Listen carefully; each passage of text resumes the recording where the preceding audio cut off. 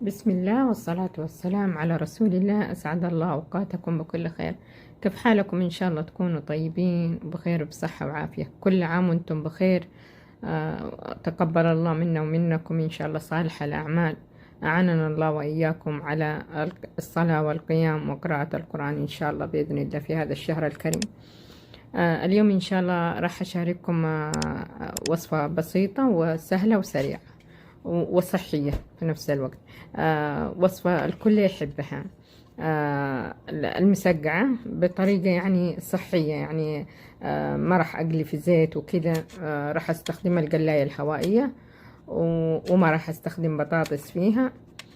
بس كوسة وباذنجان فقط، وراح أضيف لها صوص الطماطم وجبنة ولحمة مفرومة.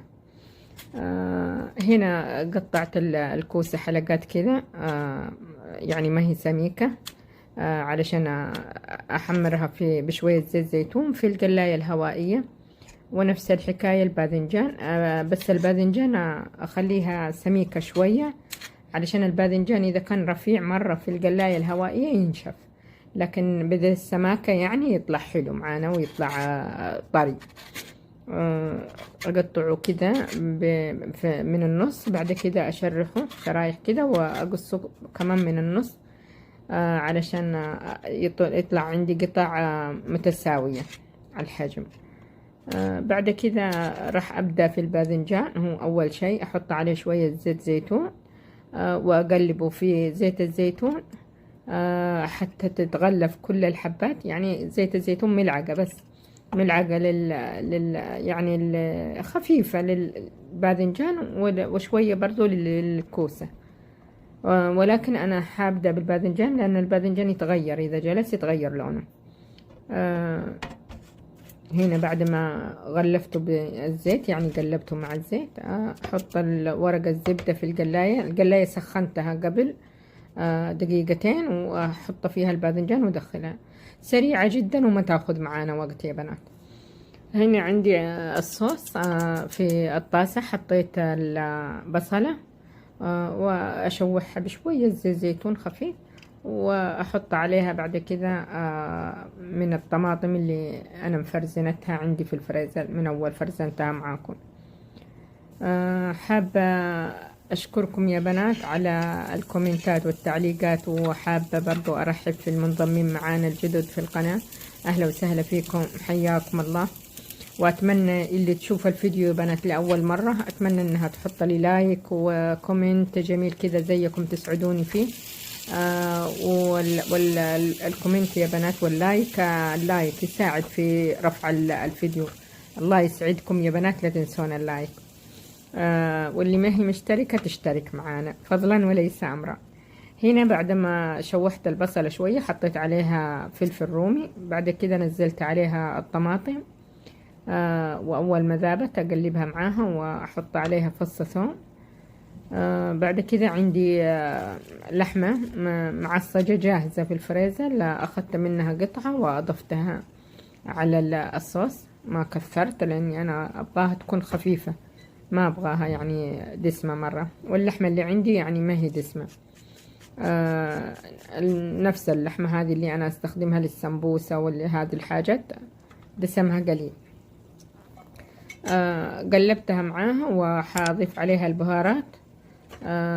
البهارات عندي أضفت الفلفل وكمون ورشة ثوم بودرة وبصل بودرة ومعجون مو معجون، هذا شو اسمه يا ربي، بديل الماجي بودر، كمان رشة. هنا حطيت الثوم البودر والبصل البودر، وحاضيف شوية كركم.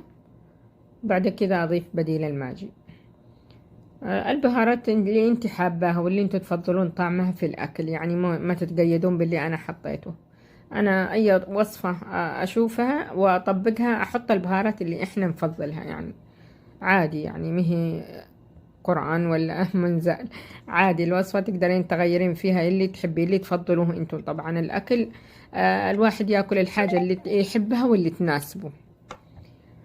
هنا حطيت شوية من الصوص تحت في قاع الصينية، وحرص الخضار بالتساوي، يعني شريحة باذنجان، بعدها كوسة، بعدها باذنجان، بعدها كوسة، لحد ما أخلص الكمية اللي عندي، صفين 3 قد ما تيجي الكمية اللي معايا. الصينية اللي أنا سويتها ما هي كبيرة، صغيرة، لأن في رمضان يعني إحنا ننوع الصواني، يعني نحط كذا صنف، يعني فالأصناف ما نكثر منها، لأنه يكون في أصناف كثيرة، فما تقعد النعمة ونرميها بعدين.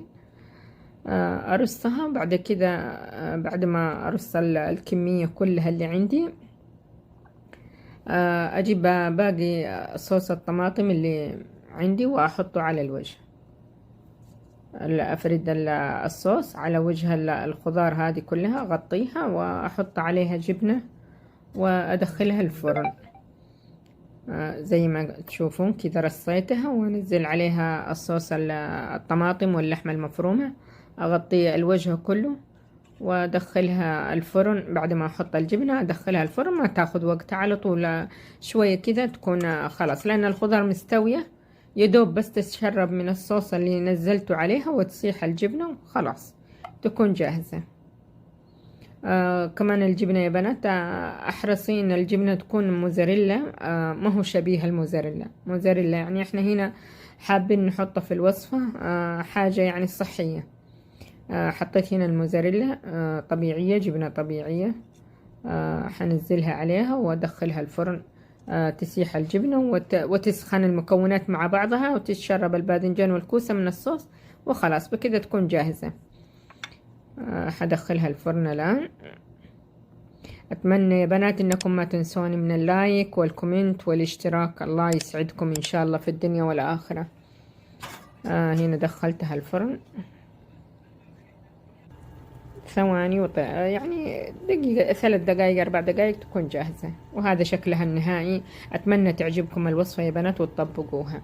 أشوفكم في فيديو جديد، وفي أمان الله.